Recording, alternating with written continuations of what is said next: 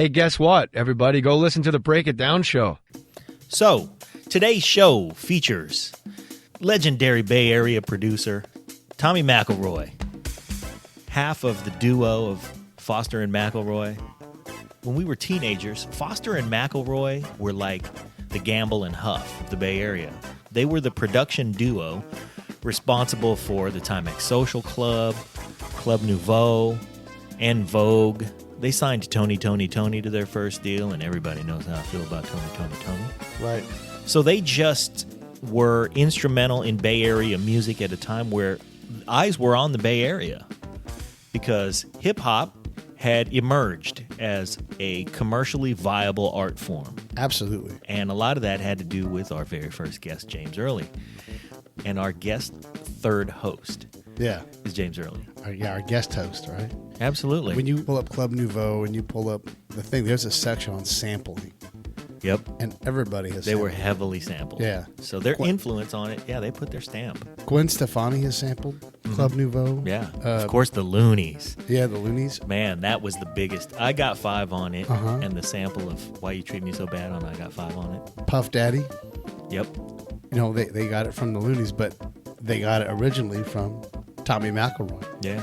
So he goes from that to saying, yeah, I know Tony. I can make that work. Yep. And did. And did. And then he's like, I'm going to go invent In Vogue. Yep. And We should hold auditions. This Yeah. generation of music needs a girl group.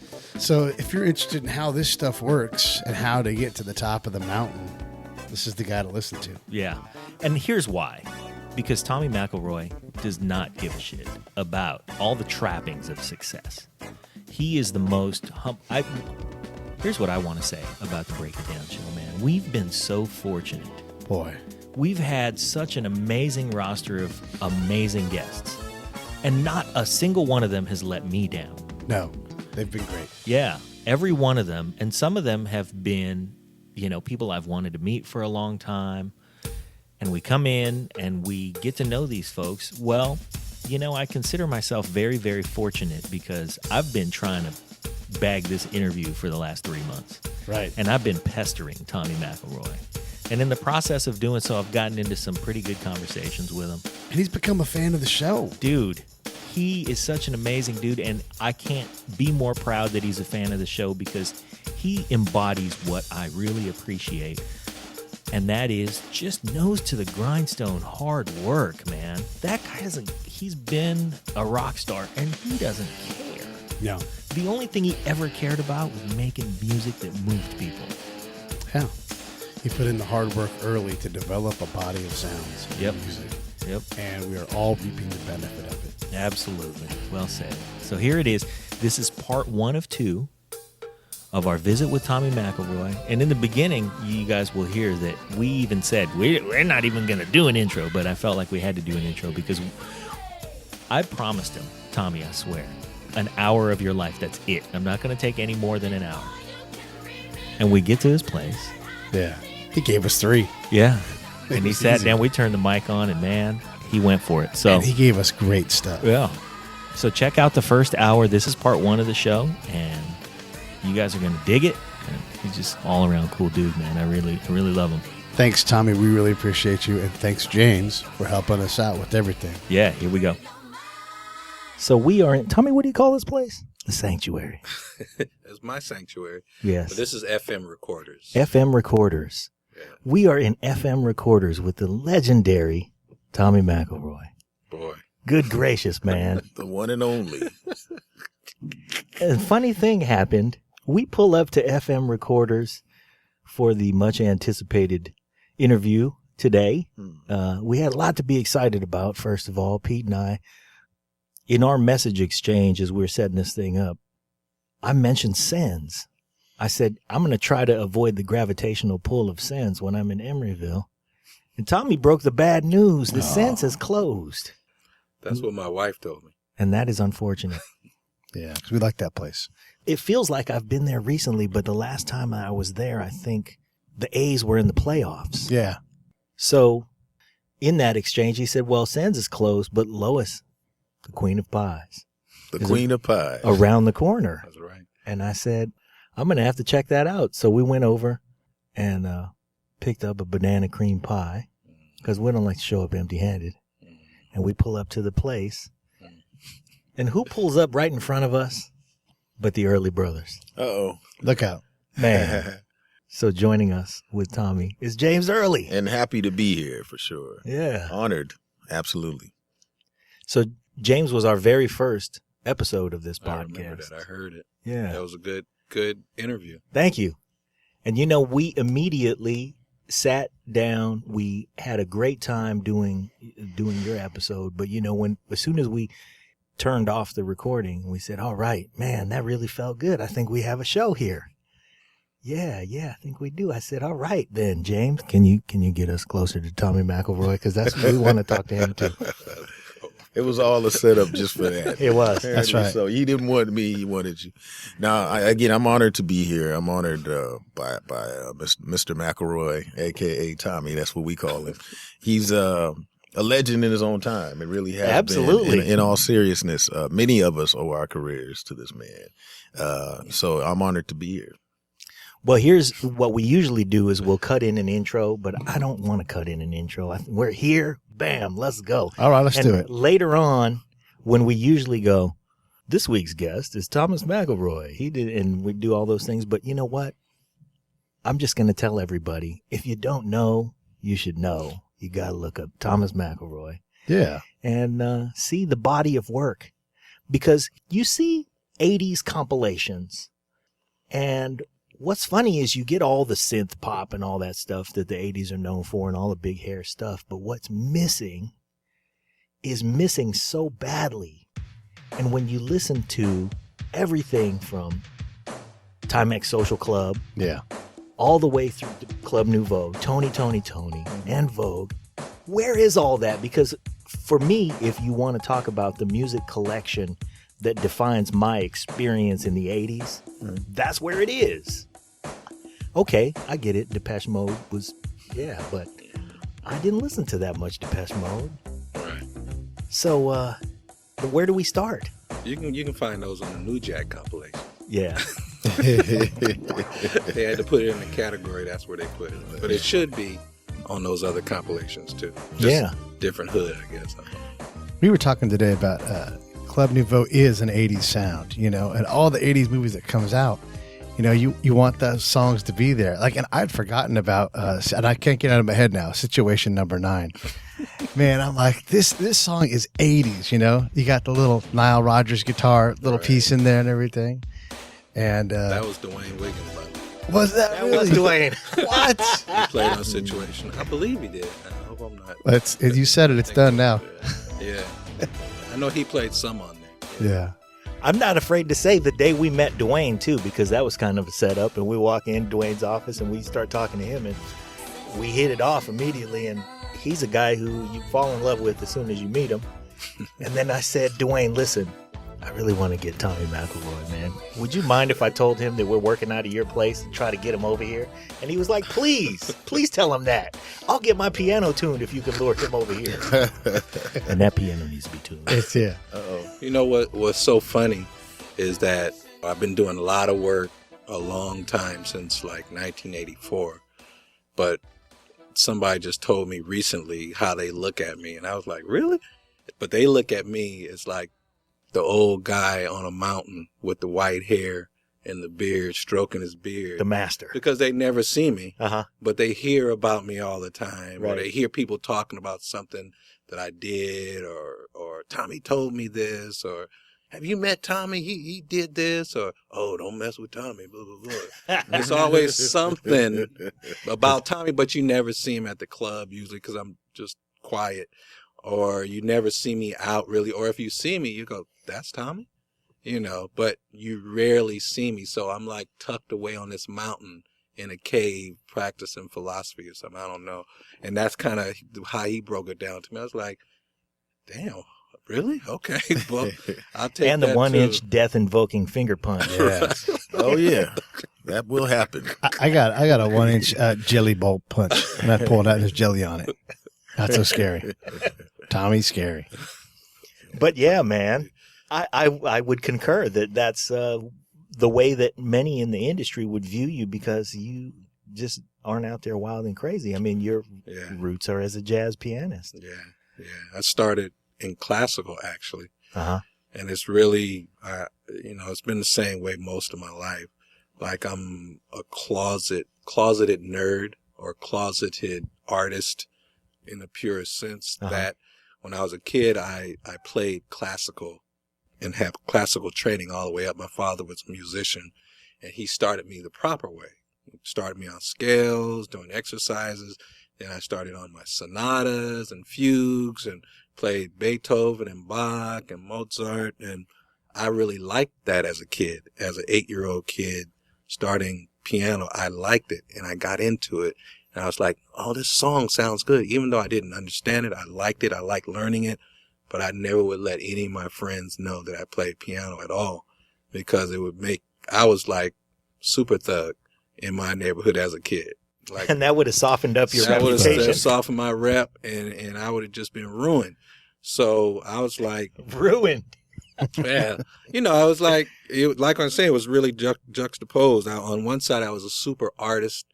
Even as a child, I was like into art. I liked to draw. I liked classical music. I started liking jazz. Mm-hmm. On the other side, I was running with my boys. Not to say that I was doing any crime, but I was like the roughest of the rough kids in my neighborhood. Like I was in trouble at school, fighting and putting tacks in the teacher's seat and drawing nasty pictures on the chalkboard and running. I was that kid, but when I got home, my father would make me practice an hour every night. And I would practice my scales and learn this classical music. And I really, really got into it. So I started with that bass. From that bass, that really set me up for everything that I was doing. I learned how to be a critical listener. Like I wouldn't just listen to the song all the way through. I'd be listening to the tone of the key. Oh, that might be this kind of piano. That's a bigger grand. That's a smaller grand. Oh, that's an upright. Strings are tight on that. I would hear that kind of stuff as a kid. Yeah. And string tension. I would hear all that as a kid and really visualize who the guy was playing it. So it set me up later on to have a certain approach to my music and really, and to your life. To my life too, because music and martial arts really set me on a path to how I live my life right now, all the way through. So, the music thing, as far as me listening and being a critical listener and how I hear stuff, really set me up for how I was able to do that in my career. Yeah. Because I'm really not that good of a musician. That's really one of my secrets. I'm not that good. And I tell people that all the time, but then people, oh, no, you're good. No, you're the white bearded guy on the mountain. Right. Moses. But like I've never played in a top 40 band because my ear's not that good. I can't pick it up as fast as a guy. I can pick it up eventually, but by that time they're on the third or fourth song. So I'm like, oh, well, this might be this chord. Oh, I'm always that guy that's making up his own chord over that song. And that's what jazz and classical taught me. I know all the technical stuff from classical, then I know all the out changes from jazz and the tonalities. So I was never good at being in a top 40 band, picking up stuff like the guys from the Tonys were. And 150 smash hits later. Right. But it's true. That's where it came from. And then on the other hand, I do know how to read music, but I'm not the best music reader in the world. I can never work in LA or Vegas or something like that and just read stuff off and get that. I'm not that guy, but through my weaknesses, I found strength in the crevices of how to make it in the music business and how to hear stuff. And I used my strength, which is a weakness for somebody else, to help me get through. So it's not like, my humility comes from, I know that people are there better than me, but I know there's something I can do too.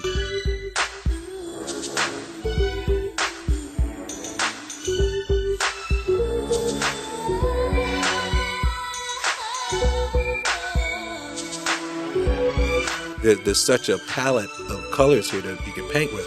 If I can just mix these colors right, I might be able to come up with something that somebody likes. I like it, and then I'll see if somebody else likes it. Something magical and unique. Exactly.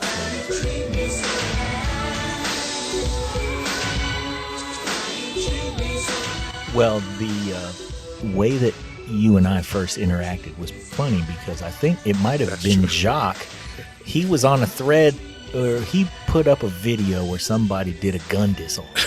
So somebody had a gun pointed at someone in the liquor store, and this guy did a gun disarm, and it worked. Yeah. But just by the grace of God, the guy dropped his gun or whatever it was. Right, But it was something like I don't remember exactly, but it was a little demo. shaky. It was a demo, and the guy was doing gun disarms. That's what it was. I think just demoing. And he had several. Yeah. Now I remember. Yeah. He had several, and a couple of them looked pretty practical. But there was one where he jumped up on the dude and wrapped his leg around his neck, and man, it was beautiful. Too much if you're work, making a though. movie. Yeah.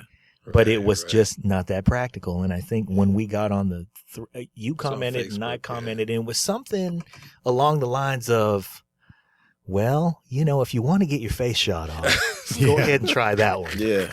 Yeah, it was. I think put some red ink in the gun and wear a white T-shirt because that's how I practiced it before. Yeah. And when I was doing executive bodyguard training and some stuff with Kaja Kempo, One Hop Kundo, and that lets you know how many times you would have gotten shot, or with a blade, you'd use the marker. Use a magic marker. Yeah, and you know how many times you got cut. And I got cut a lot on those drills. I got better and better. Yep. But every time I see somebody pulling them off flawlessly, Yeah. I'm like, man, you're gambling with your life. I hope they're not putting out there the wrong message for people that think you can get away with Which is that you can learn this and you can pull it off whenever you want to pull it off. But we had a good debate on that. I remember Jacques and we went around about it, and everybody had a good point. You know, you don't necessarily want to just sit there and wait for a guy to blow your head off either. You got to make the decision and commit to it. You definitely have to commit to it. Yeah, and that's a big part of any type of thing you're trying to pull off. It's always going to be a chance. But if you commit to it, you put the numbers in your favor.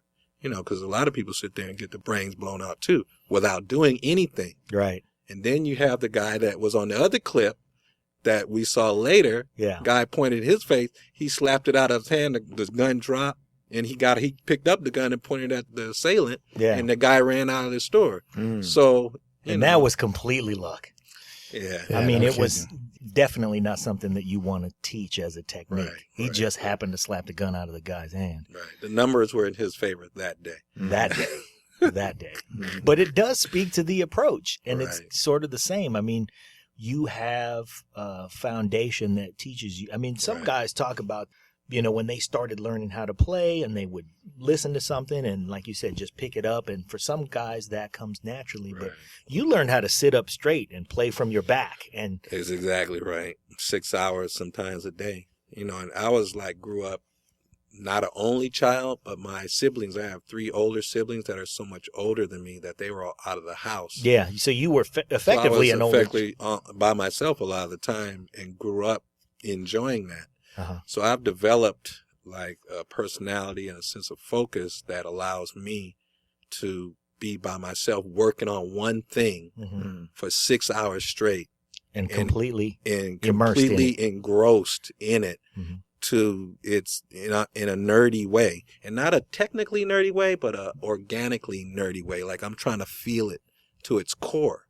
So if I have a sound that I'm working on, I'm tweaking until I get it right, until it makes me feel something. All right, now it feels good.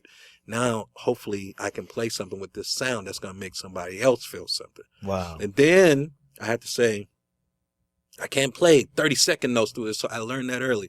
I can't play fast. I got to play beautifully, play it well, play all the right notes. Yeah. And then they'll get it. Yes. That's what I'm hoping for when I do it. Then they'll get it.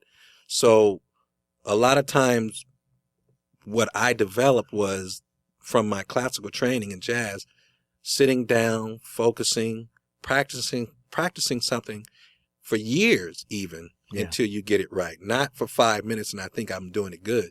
Yeah, I'm playing the song. Right. I learned it in 5 minutes. It may take me 5 years to play this song absolutely correctly. Right. And that's kind of how I approach stuff in the studio. Denny would be like, oh, just throw that snare on. I was like, nah, man, I got to keep looking for new snares. I got to keep doing this or doing that. And that was kind of my role in my production partnership with Denny. Denny had a commercial mind that he could, he could guide me on. He had the commercial facility. I see. He knew what hit records were. I was the guy that kind of was like wanted to be innovative and not be a follower in that sense of how the texture of the music was going to sound. Yeah. And that's why when we did things like Tony, the early stuff in Club Nouveau, it sounded so different from everything else. Number one, I couldn't do what everybody else did because I wasn't that type of musician. Second of all, I wasn't trying to do what Prince did at the time because I didn't like Prince and how he looked. That was like anti-Tommy. No kidding. I liked his music, but Yeah. he was like He could physically. play, was but you would punch him in the chest. Yeah, exactly. You got it. It's like, you know, I love Prince, but I ain't no punk. Yeah, that Prince was is like soft. Yeah, that was like the anti. I did not want to be Paisley. Matter of fact, I wrote a line in a song for the Tonys that said, I'm not wearing not wearing Paisley. Yeah. And Born Not to Know. I wrote that line because I was just so anti-Prince as far as how they dressed and everything. I love the music, Yeah. but I was just so anti-Prince. I just didn't want to go in that direction. And I couldn't do it. Right. I couldn't do it like that. I'd try to figure out the chords. I'm like, damn, how did they do that? Wow. So I had to do something different. So I developed into that, something that was different from all of that. And I would sit daily, wouldn't even put my clothes on, get out of the bed, underwear, go straight to the drum machine, go straight to the piano. I was there all day trying to figure stuff out. Yeah. Then eventually I met Denny, and then he brought me into the commercial world of music. He had worked at Motown, not worked there, but he snuck into the studio at Motown and got in there somehow. Oh, I'm up here with Kerry Gordy, man. It's good, bro. Then he told, oh, man, I was in there. We were writing songs. I was like, oh, you guys are writing songs? And he would play stuff for me. And he like brought me into what the music business was. I was just a pure artistic doing it because that's what I was loving to do. Yeah. Just trying to come up with stuff and trying to program keyboards when I got my hands on. I didn't own one, but whenever I got one, I was trying to come up with sounds. So Dean was like, oh, man, you're pretty good. You're pretty good. We should try to do some songs. Somebody, a friend of mine, except about a few octaves lower. Yeah. A friend of mine named Mario Lee introduced Denny and I at Laney College. And he had told me about Denny. He's like, oh, you should hook up with my boy Denny. He does music too. You guys would be cool. And then Is he still around, Mario Lee? I talk to Mario all the time on Facebook. And we went to the same high school. Okay.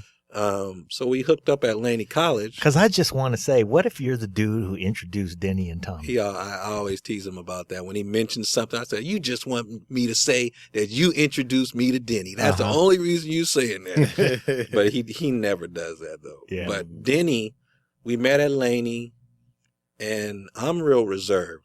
He's Kirk, I'm Spock. I'm real reserved. I'm real analytical, real matter of fact when I need to be.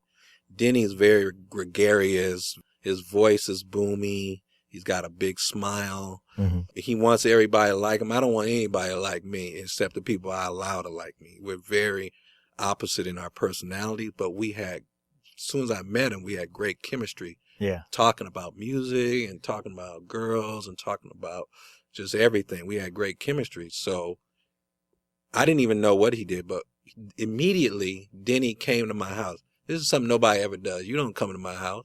I'm like antisocial like that. Yeah. But Denny somehow talked his way into coming over to my house. Well, he talked his way into Motown. So your house was probably Right, it was like, I'll nothing. get to his house. So he got to my house and we started working on music immediately. Yeah. And we started working on music. We had chemistry. And I was, doing my avant-garde kind of thing on the piano. And he was giving me song structure and saying he could go like this and go like that. And there was no egos. I felt totally comfortable with him at my house. And he was just doing his thing. And that was the gel that created that first, like the Club Nouveau stuff, like the Why You Treat Me So Bad, the sound of that, jealousy, the sound of rumors. A lot of that came from our first meeting at my house, because Denny was like the first one to encourage me to learn how to try to play any top 40, but he would say, oh, don't play that. Try to learn how to play Egyptian Lover. And I'd be like, Egyptian Lover? That ain't nothing. He said, Yeah. You think it's nothing. Try to do it. then to try to program it properly in our little 303 or whatever we had at the time, I started picking up. And then the sounds he was using, I started picking. It sounds like nursery rhyme stuff, but just to get those sounds and get everything locked. You know, there was other rap stuff that he would tell me, oh, we should play this. Maybe we could go do a gig playing this stuff. And I'd be like, man, what are you talking about? Oh, don't worry about it. Let's do it right now. And we'd start learning how to play like Grandmaster Flash or Run DMC or some other songs like that instead of like Prince and some of the other stuff that was going on. So he like really got me and pulled me to the middle of what music making was all about. And then I pulled him over to the middle of what trying to be innovative in the sound and crafting the sound of something was. So for all that time that I was spending 6 hours a day on the piano or 6 hours in front of a synthesizer, seemingly doing nothing, it was preparing me to meet him and then go from there. And get somewhere in the middle. Where he could show you that looser poppy stuff and you could introduce him to the depth and the nuance. Exactly. That was exactly it. And we always talk about that now. And since we've worked together, we both do both, but I'm still into way more underground stuff than him. He's still into the hits. I'm into like, you know, this is the next thing, or this isn't going to be a hit, but it's super hip. You know, so we still gel like that even now. And he still puts me up on, oh, it's got to be like this. And I'm like, I'll try it. Oh, you're right. I should have did this. So he's one that I can trust him with telling me the right direction. And same thing with me with him. We go back and forth. Wow. It's incredible how our guests all link together, you know, because I know you're hearing it too. It's, like Mick Betancourt's one of our guests. He writes TV shows in LA and everything. And he talks about the path that you have to get on. And you don't know you're on that path, but you're in there in your underwear playing the piano, just doing what you have to do. And maybe at the time it feels like, you know, maybe this goes, who knows where this is going, but I'm going this way. And the next thing you look back and you're like, well, there's a clear path right there. That's how I figured out how to do this. And, do you know Robert Greenberg? He's a Bay Area guy. Man, you two should know each other. Boy. He was a professor at Cal. He is also a pianist, and he grew up. He got his undergrad degree from Princeton. So he's got music pedigree, but he's just really, really, really cool, and his roots are in jazz. And he says a lot of the things that you say about the ability to just sink into the music and really be in the music and understand the differences in the instrument and to hear them. You know, he says a lot of those. We're going to put you guys together. You guys should know each other. He would talk to like his role is to make classical or what he calls literate music available to people. So he's sort of like the Neil deGrasse Tyson of classical music. Like if you have somebody you want to expose to science, you go, man, you just check out Neil deGrasse Tyson because he can bring it home for you, help you to understand what the concept is, but also realize how fascinating it is. So yeah, just so you know about Bob Greenberg, he does the same thing. That's kind of his role. I'd love to meet him, a fellow nerd. Jazz musician, pianist. He loves it, man. You guys would get along great. So I'm trying to think now. If I rewind to the band FM, was that you guys? That was Denny and I and a lot of our friends. That we put on the record. Okay. Yeah, that was at the time we had a production deal with Atlantic Records with Sylvia Rome, who came and got us right after we produced the Tonys. I think she heard the Tonys record and said, hey, I want to do something with these guys. She showed up at an event, I think that we were all at together, and mentioned to Carlos Stanfield, who was the Tonys manager at the time, and my neighbor, who introduced me to the Tonys, lived right down the street, who used to let me come and play his keyboards when I didn't have a keyboard. He told Sylvia, oh, well, Tommy and Denny are right over there. You need to go talk to them right now. Those are the guys that are the Club Nouveau sound, and if you want that sound, you got to talk to them. And there they are. And there they are. And he brought Sylvia over to us. And Sylvia, from that, gave us a 3-act production deal, which included In Vogue, Samuel, and the FM Squared album, or Foster and I can't even remember what the album was called, but it was us and our friends, Foster and McElroy and other brothers. Wow. It's what it should have been called. Yeah, that had Dr. Soul on it and Got to be a better Dr. way. Soul, that turned into a Soul Train appearance too. Yeah, it did. We were on Soul Train, and that was a good. I swear that I think Club Nouveau was on Soul Train too, and when we were on Soul Train doing, this is a good story. I'll get back to the FM thing, but if you like the show, and you know you do, send us some pictures of your boobies. don't do that. Support the show. There are 3 ways you can support us. Number 1, go to iTunes or Stitcher or wherever you listen to podcasts. And leave a 5-star rating and review. It helps with the show metrics and it helps us get better placement.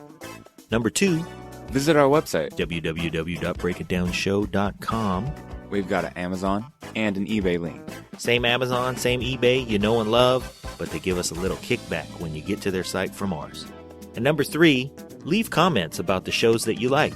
We want to know what you think, how you feel. Tell us how to make the show better. We greatly appreciate it. Now back to the show. We like boobies.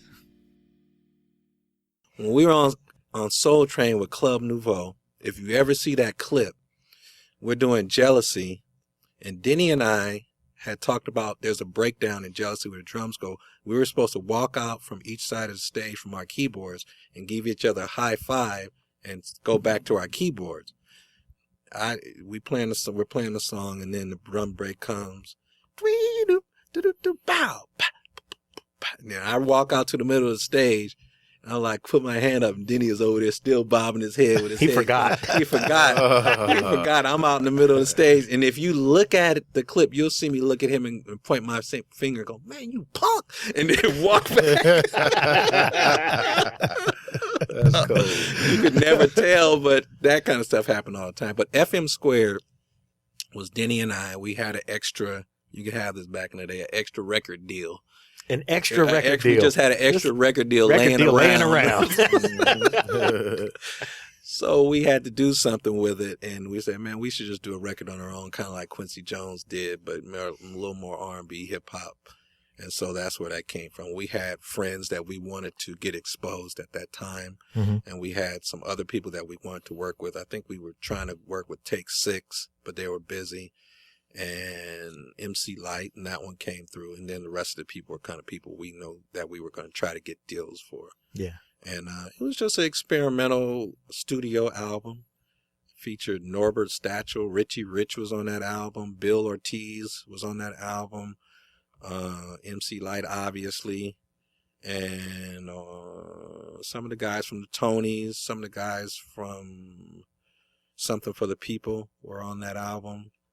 It's just a lot of our friends that came and supported us, what we were trying to do, and we were trying to give them some support and an outlet for people to see what they were doing too. So it was a lot of fun. That album didn't do great, but it got a lot of good critical acclaim. So. Yeah, and that's cool because I'd love to hear those stories of exploration where you just get to.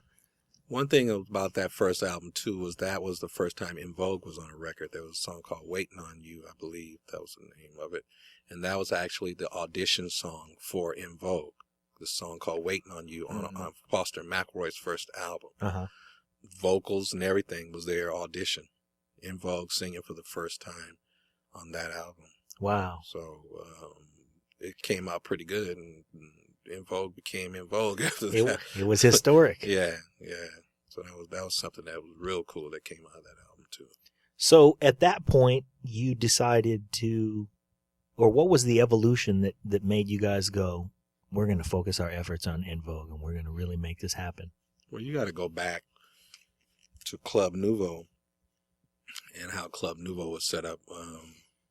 Denny and I have been working in my living room for a couple of years, and we'd just be sitting there working on music. He'd be getting me to play hip-hop stuff, and I'd be getting him to slap his hand on the telephone book to make a clap sound, doing that kind of stuff, or just playing an auto harp to do something. My mom worked at a preschool. She had an auto harp. I'd take it out of the closet and I'd record that, on our 4-track. So we were doing all that for years.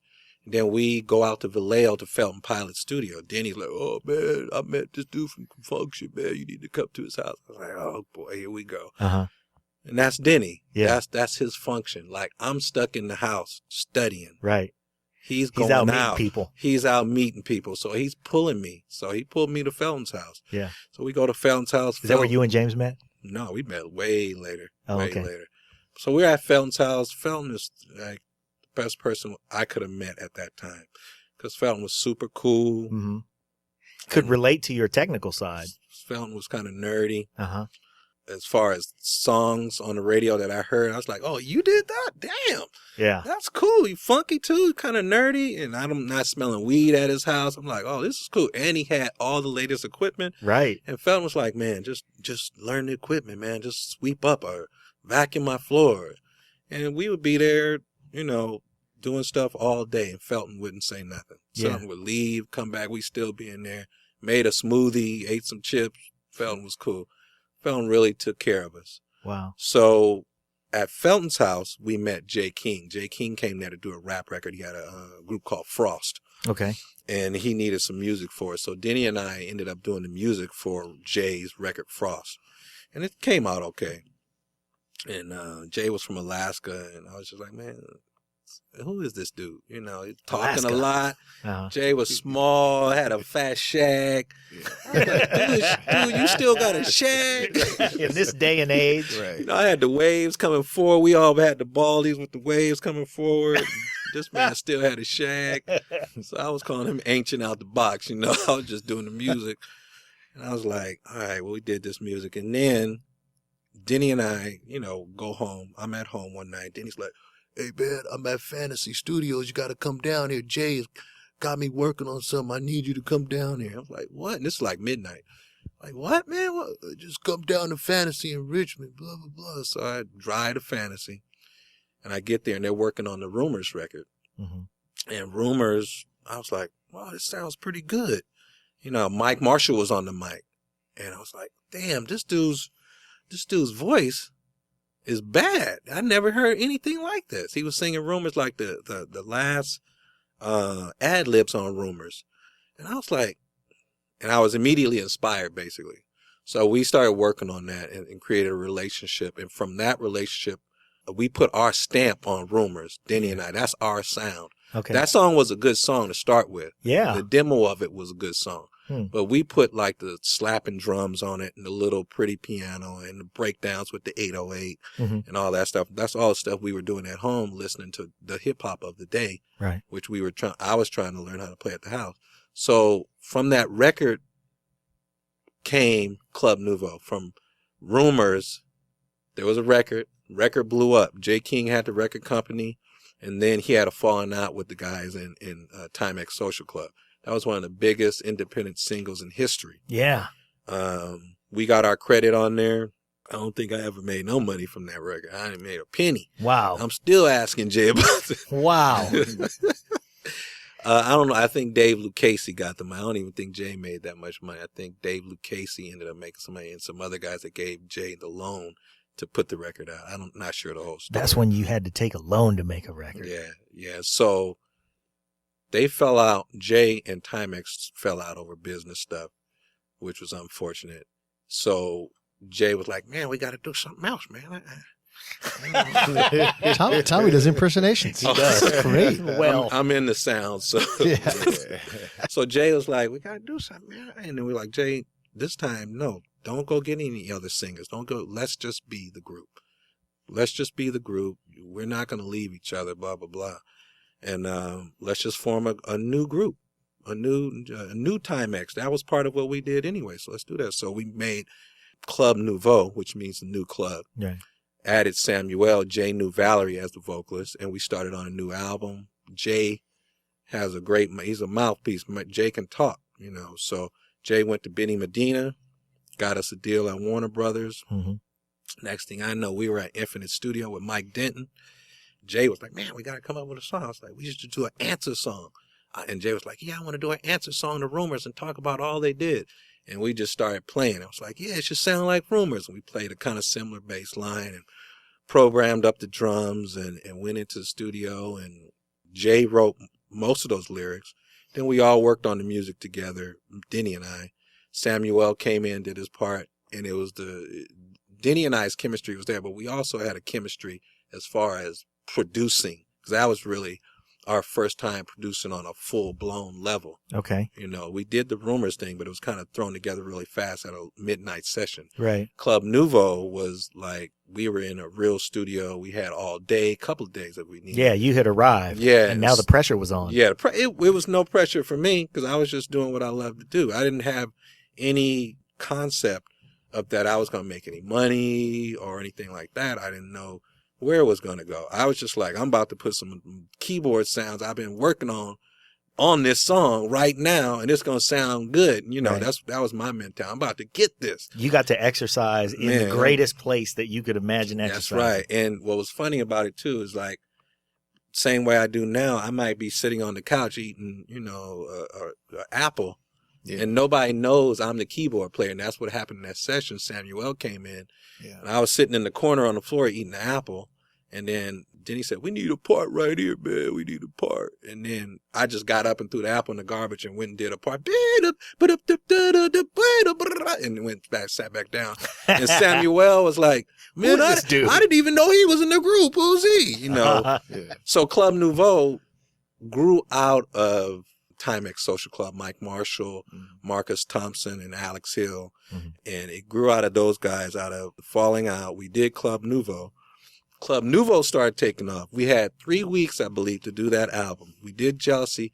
Jealousy took off of the momentum caused by Rumors. Right. Similar sounding record, talks about the same type of subject, but that was by design because we all had kind of marketing, promotion kind of mindset going in. We're all Jay, Denny, and I. And it was unanimous that you were headed this direction. That we were going in that direction. So we do Jealousy. Then they're like, Warner Brothers, we love it. You know, it's like the trumpets. We're for ride. We love it. We'll give you the world. So Jay from that got a production deal, you know, and said, we got to do this album 3 weeks. So we went into it. I'm used to it. No pressure. 3 weeks, let's just do some music. I've been practicing this since I was 8 years old. Right. I got all kind of ideas in my head. Yeah. Same thing with Denny. And let me say there's a different energy that happens though too when you have been in the studio in the lab working on ideas that you don't know whether or not it's going to see the light of day. Right. But then you have success and all of a sudden your music is out there in the world. What happens when you go back to the studio, like you said, in 3 weeks, he really meant it. He could just come up with probably a million songs in 10 minutes because you have this great energy and you kind of know what I'm doing right now is probably going to come out and be a big hit. I better capture this. Yeah. Capture all that I can. Well, it's the way I work also that, you know, I don't know if it's different from anybody else, but I always have a catalog of licks, sounds, all kind of stuff, drum sounds in my head. I know where they are. I know the sampler. I know which disc. In my laptop, I know what file. I know where it is. I know exactly the sound. I know the string sound I need for that song. I know what module it's in. I know the number. I know the name. All of it's cataloged in my head. So I had all kind of stuff cataloged. By the time we get to the studio, I'm like, I've been wanting to play that on a song for years. Right. So I just fit it into that song. Knew where the sound was. Yeah, I always wanted to do a song like If I Ruled the World by Curtis Blow. As soon as they said lean on me, I said, we're doing it like that. And he was like, woo. And then we laid the stuff on top of it. So I had catalog, and so did Denny. Denny had a million ideas, and we just slewed them all together in 3 weeks. Situation Number 9 came out of that. Lean on Me came out of that. Why You Treat Me So Bad, which was actually Mike Marshall, Alex Hill, and Marcus's song called I can't think of the name of it right now, but they released the song too, Thinking About You. That was actually Thinking About You's music. Okay. The song that Mike Marshall, Thinking About You, Girl. That was Mike Marshall's supposed to be. Why You Treat Me So Bad was supposed to be Thinking About You for Timex Social Club. Wow. And Denny and I worked on that together. And that was like, I believe, one of my best moments. I've had a lot of good moments, but that was one of my best moments. Somebody brought a new piece of equipment in. It's like a TX-8 or something by Yamaha. And me and the engineer sat there and I just like, no, not like that, like this. And he was programming it. Then I started programming it. And he was like, well, I can put some delay on there. I was like, put the delay. And it was like, boop, boop, boop, boop, boop.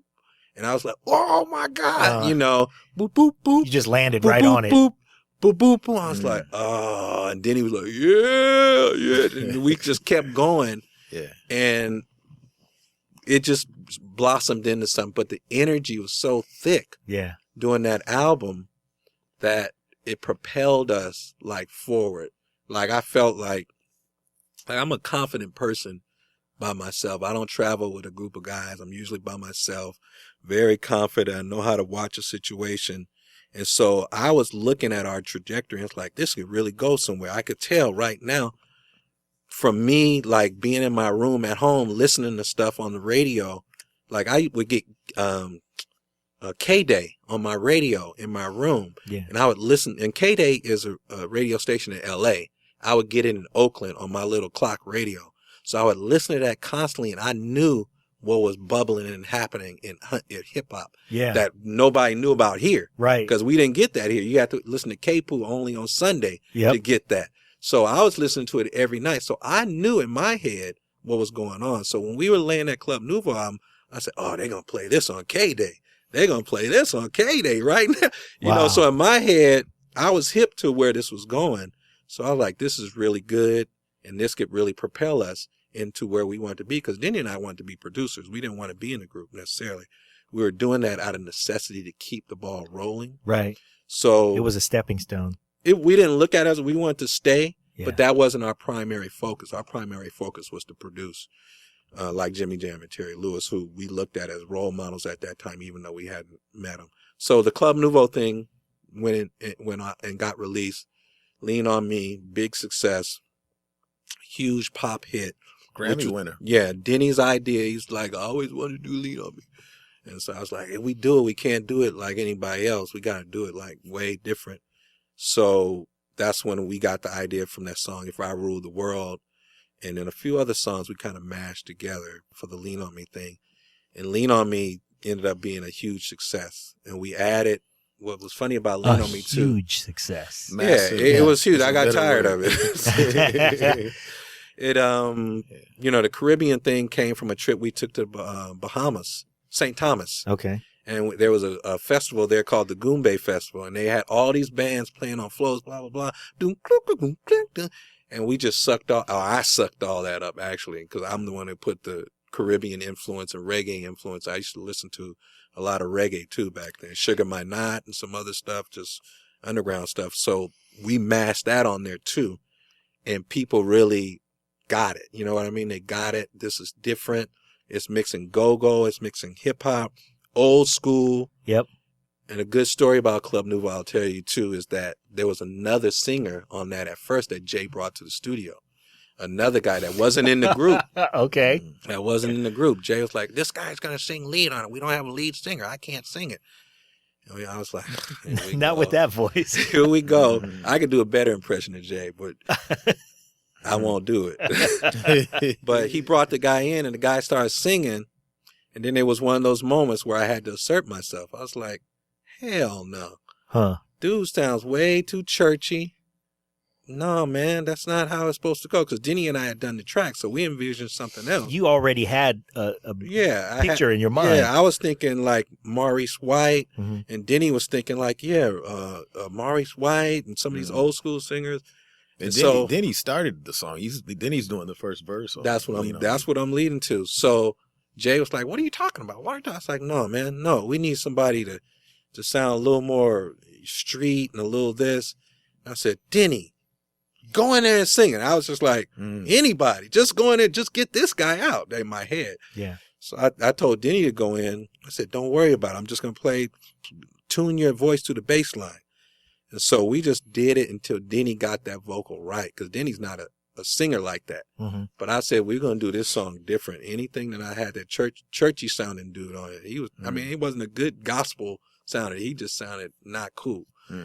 So Denny ended up singing lead on Lean On Me by default because I pushed him in front of the mic. Yeah. So he was sometimes, he's looking around like, am I doing it right? Or and I was like, yeah, don't worry about it. Don't worry about it. Yeah. Just follow the bass because the bass is in tune. Yeah. And so he ended up singing on Lean On Me because, I stepped up and asserted myself and pushed Denny out there. And then Denny had to perform that song every night for the whole time we were on tour. On tour, yeah. Yeah. So it became a huge hit, which led us to be able to get other production work.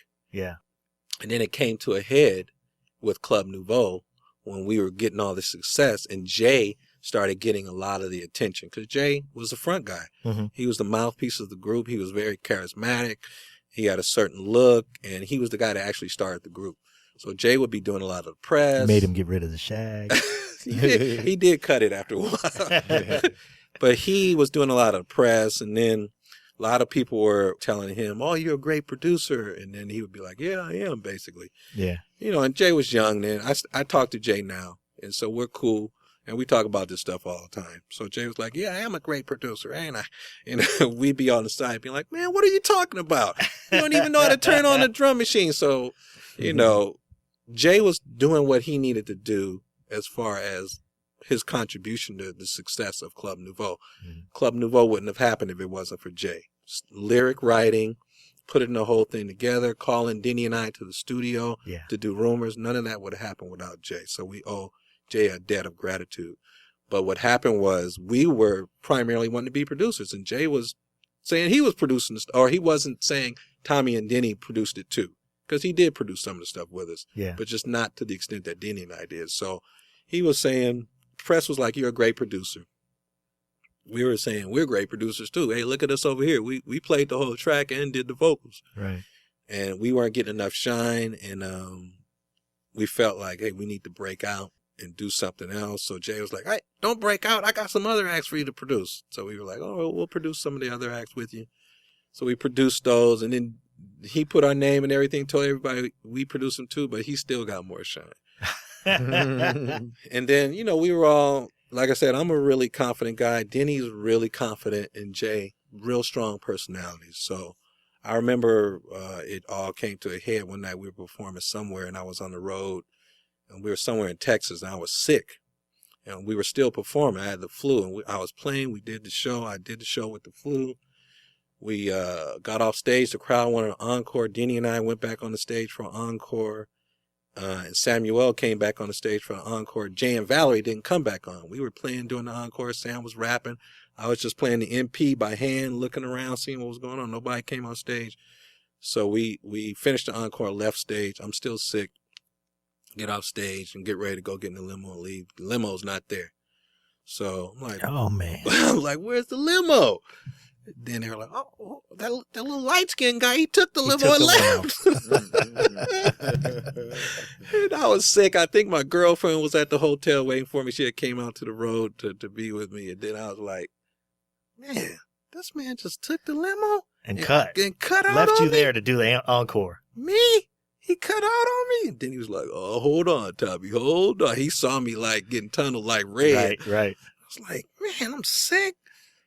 Uh-huh. This dude don't know he messing with. Shoulders started rolling. Man, I just started having that red. Neck started in my cracking. eye. Man, I was just sitting there. So I'm about to let this dude know what time it is Jay right was now. about to learn about some Chinese boxing. Man, he was about to learn about East Oakland. He was from Alaska. He was about to learn about East Oakland. So I was like, Denny, I'm about to whoop Jay's ass, man. I'm about to whoop Jay's. I'm about to get this dude. He left the venue. But wait a minute. He left the venue. I was sitting there steaming for about an hour, and then the limo came back and got us. Okay. Limo came back and got us. All right.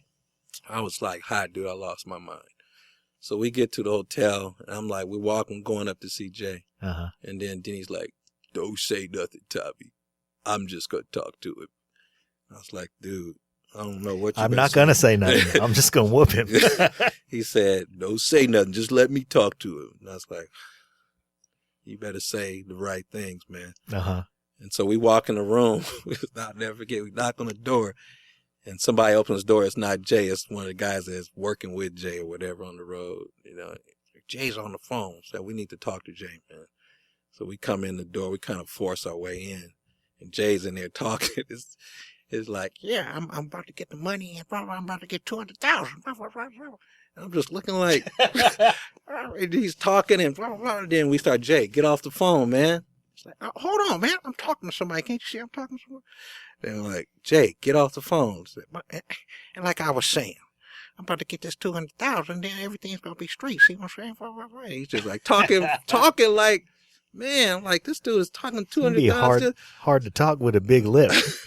And then I think Denny like either slapped the phone out of his hand or something, and then they start tussling. Fighting, physically fighting. I'm like, didn't you just tell me not to fight? Now you fight.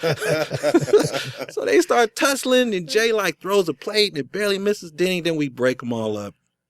This is the funniest part. You didn't even get to get any in. Man, I didn't want to get any in. It wasn't, at that point, it wasn't even worth it. But this is the funniest part of the story. Jay, like, we get Denny out of the room, blah, blah. We get Denny off to the side, and Jay, like, picks up the phone because the person was still on the phone. Hello. And then Jay picks up the phone and says, I'm sorry, Mom. Let me call you back in a minute. I'm sorry, Bubba. Let me call you back in a minute. So I was going to say the funniest part of that story is not anything but your impersonation of Jay King. And then you said he was on the phone with his mom. That was the funniest part of the story. Wow. So we get Denny out of the room. Long story short. And I talked to Jay about what happened. I was really upset, obviously. And, I had an epiphany. I was like, we can either go. I'm the type of person, once I'm mad about something, I'm mad about it too. And it usually doesn't go away unless, it doesn't go away for a long time. So I was like, we need to,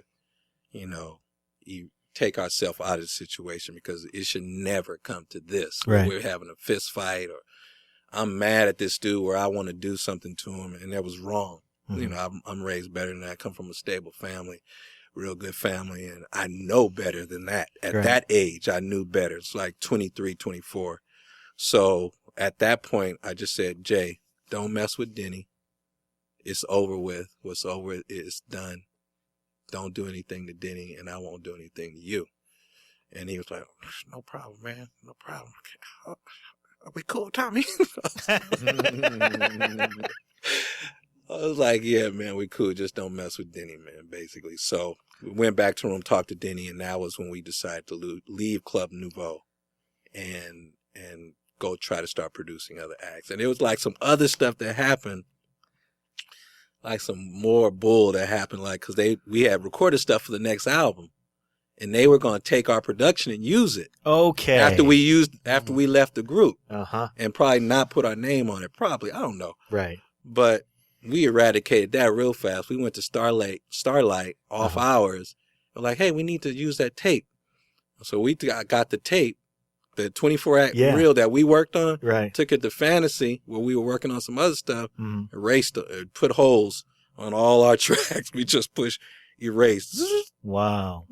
Just erased our tracks, took it back to start. Oh, thanks, man. Here's the tracks back. And I was like, I could just imagine Jay's face. When he would be a fly on that wall. I was laughing because I was like, we got him. That's the exit. Yes. I think Samuel told me or somebody told me when Jay put on the tape, he was just like cursing and just going crazy. Man. He thought he was going to have a hit record. It was a song called Glass House, too. It was a badass song. It was a bad song, man. It was a good song called Glass House that we all wrote together. Yeah. We erased that track. No. Lost to history. Glass House. He didn't get to use that one. They had to do some other stuff. But the irony of that song being called Glass House, really. No kidding. But, that's in hindsight, me being grown now, that's the silly stuff you have to go through sometimes to grow out of a situation. Like years later, I am friends with Jay. Yeah. Years later, I appreciate him for what he is. Right. We were young. We shouldn't have did that. Everybody did things. Yeah, we shouldn't have did that. Jay shouldn't have did things. He had his personality. I had my personality. Denny had his personality. Yep. We made a good record together. And then we did some silly stuff, and broke up. Yep. And it was unfortunate because we did have a good thing going. We could have had 2 or 3 more albums because I had, and Denny had. Or who knows how many more. Yeah, still had a million more ideas in my head. And they went to the Tonys and In Vogue and. Thank goodness. On other people, TV shows and countless other things. So Now, out of that turmoil, Mm-hmm. we go and say, well, we got to do something else now. We just left this Grammy-winning group. Right.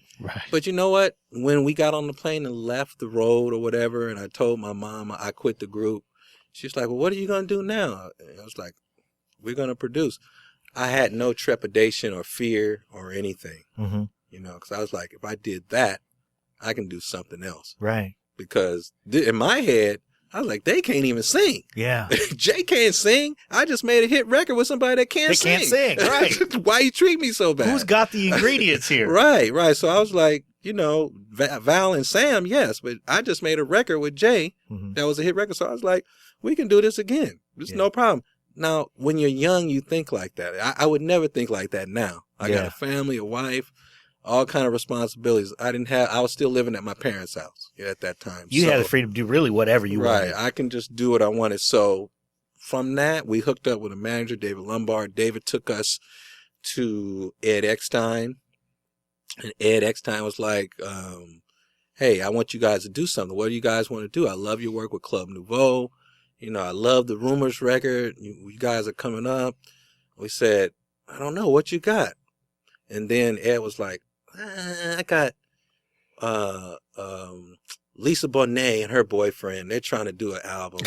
You know who her boyfriend was? Yeah, at the time, he was Lenny known Kravitz. as Romeo Blue. Right. Yeah. Lenny Kravitz, and he let us Now, hear it. I'm a big fan of Lenny Kravitz. Love Lenny Oh, Kravitz. of course. But back then, he was not good. Everybody has to grow to what they're going to be. You know? Yeah. So he plays the cassette, Lisa Bonet and Romeo Blue. Like, nah, we don't want to do that. They said, oh, I got this other cassette. These guys, I don't know if you know these guys from Oakland, Tony. And he put the cassette in, and I was like, Tony, take that off. I know them. He was like, oh, you know those guys? I was like, Dwayne and Ray.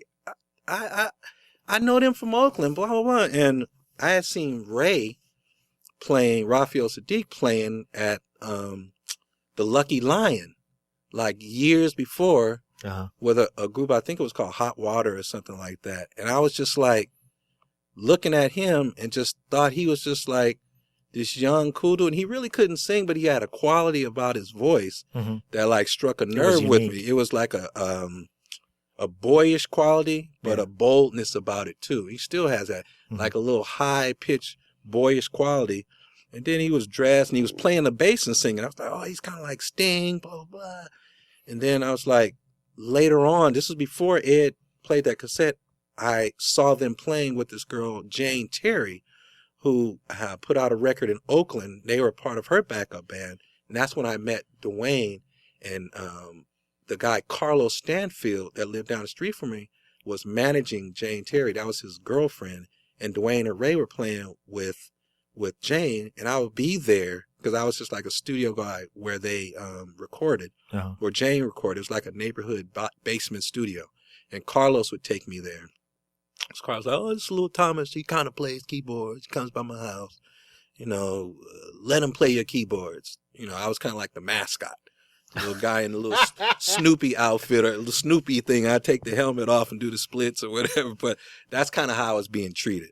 But Dwayne and Ray were in the band, and they were my age. And I was like, damn, and they could play. Yeah. I was like, damn. They were like, yeah, we got a band called Tony, blah, blah, blah. I was like, damn, maybe I can play with them somehow. Then I went to one of their rehearsals, and Carl Wheeler was there playing. I was like, I think that's the guy from that TV show, Just Kidding, that I used to watch when I was a kid. I used to see him playing piano on there. Yeah. And then Carl started playing. I was like, well, I won't be in this group. Because Carl is bad. Gospel, classical, jazz, all by ear, picking up stuff at the drop of a hat by ear. Listeners, if you don't already know, look up Carl Wheeler. Carl Wheeler is bad. He went on to write Anniversary with them and a few other hits. But I wasn't going to be in Tony at that time. So when Ed said, I got this group, Tony, I might want to do something. I was like, yeah, I want to do something with them. I already knew them, and I knew the promoters had in me was like, these guys are cool. Yeah. They're not goofy. They have that ingredient. They are know cool. You can put them out. I knew Dwayne even from like parties. I would see Dwayne trying to talk to girls, and girls liked him. And I was like, they could really do something if we put the right, at that time they were sounding like Prince. But I knew if we put the right sound on them and introduced them the right way, we could do something.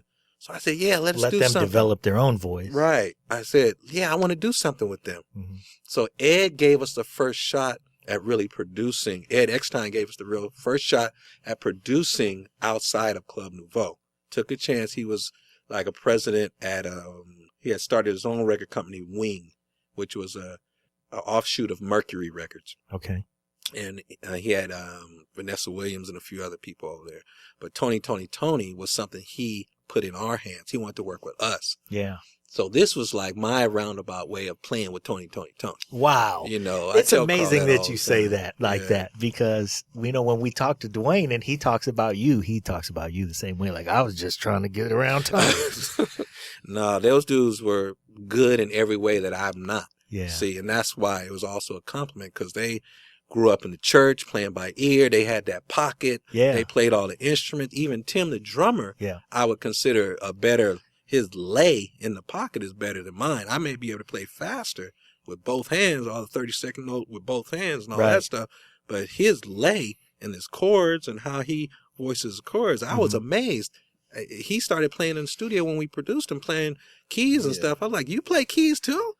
And I was like, wow. So, don't people get on your nerves sometimes? He does. He just got such a deep pocket, though. right. His pocket on the drums. Whatever you keys. give him, he's going to lay in that pocket. Yeah. So Ed handed us the Tonys. We did a demo. And then we convinced Ed that, hey, we don't want to just do a demo. We just got to go in on these guys and do a whole record. So Ed gave us the budget. He said, go ahead. I trust you guys. Then we got with Ray and Dwayne and Tim. Where'd you do it? We did the demos and stuff at my mom's house, right off the kitchen. Wow. My mom would be cooking. We'd be in the room right next to the kitchen, banging on the drum machine. So we took the drum machines from Club Nouveau and dared them to come get them from us. Before we erase some more stuff. That's big, but there's like the divorce thing, you know. Yeah. I'm taking this. When we leave, I'm taking this. I'm taking. You don't my even SP12. like those dishes. Right? I'm taking the drum machine. keys. Right. So we had all our SPs and Junos and stuff. So we were in the kitchen coming up with stuff, and then Ray was like, I always wanted to do a song that used Wade in the Water. And then he was like, yeah, man, we do that, man, but we can't call it Wade in the Water. We had to call it something else. And they were going back and forth talking, and then Denny was like, yeah, we can call it Hey Little Walter, and talk about some of these fools out here riding around in these cougars selling these drugs and stuff. And then we were like, yeah, that would be tight. And then Ray was like, hey, little Walter, hey, little. And he started singing. Yeah. And we just started going in on it, programming, getting the basis of it. And Dwayne was there. He was on guitar. Mm-hmm. And we came up with all that together. And like I said, the stuff that I'm not good at, they were good at. Yeah. So I could hum something, and then they would come up with it, or they would hear something different. And I would go get the drum sounds, pop them all in there together in the SP, program it up like I thought Tim would play it. And that's kind of what I was doing too at that time. I was saying, Tim might play like it. Nothing like what he would have played it. But I was just in my mind, I'm trying to program like he would play it. So I'm doing fills. I'm doing it in 12/4 instead of 4/8 or 4/4. You know, I'm doing it in an odd signature, so the fill comes around different each time. And from that, we got to do the whole album. The Tonys were born from that. Yeah. And that kind of, again, propelled us to another level. And that's when Sylvia came in and gave us the production deal to do the En Vogues, the Samuels, and the FM squared albums and things like that, and other stuff too. So all that process of coming up, you know, all these people, it's funny too, I still know all these people. I still talk to Sam. I still talk to Jay. I just got off the phone with Raphael Sadiq.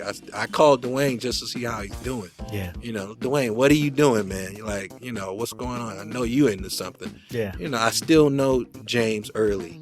You know, everybody I've worked with, I was just telling Ray, like, I don't do this, you know, as a hustle. This isn't my hustle. This is your life. This is what I do. Yeah. You know, this is what I do, be it I'm broke doing it or I'm making money doing it. I'm still going to be trying to do it in one way or another. So that was part one of our conversation with Tommy McElroy. I love his imitations. Yep. I love the detail. I didn't realize that we would get that much stuff from, I mean, we're talking the mid to early mid, not even the late 80s yet. Yeah. I mean, it's There's so much great stuff there. Yep. He's been through quite a lot. I didn't think we were going to talk about Club Nouveau that long. Yeah. But happily, he went on. I promised him that we would only invade his place for an hour. He gave us 3. Yep. So, but you're going to hear 2 of it because the other third one that's when he really went crazy and cussed people out. Not really. Just kidding. Not his speed. But he's coming at you on number 2 real soon. So keep your ears peeled. And we just want to thank Tommy. Right on, Tommy. And if we haven't already said it, we want to get Jay. Yeah, get Jay. We got to get Jay. Yeah. So, all right. Stay tuned.